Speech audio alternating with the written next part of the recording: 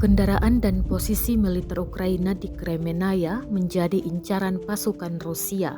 Artileri dan quadrocopter diandalkan kali ini untuk menyerang pasukan Zelensky yang berada di sekitar hutan.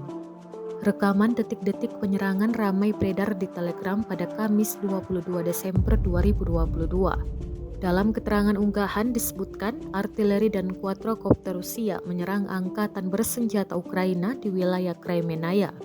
Ledakan dahsyat pada kendaraan militer dan posisi pasukan Ukraina di dalam hutan terlihat jelas kamera drone Rusia. Selain ledakan artileri, quadrocopter yang telah ditempeli granat Rusia juga memburu pasukan Ukraina di dalam hutan.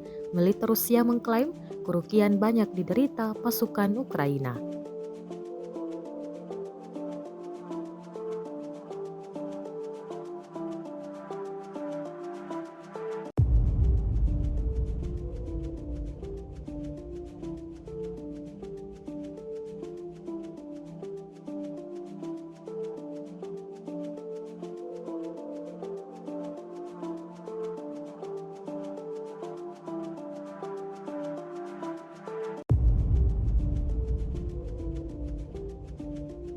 Rusia melaporkan 350 pesawat Ukraina, 188 helikopter 2.694, kendaraan udara tak berawak 399, sistem rudal anti pesawat dieliminir sejak awal operasi khusus.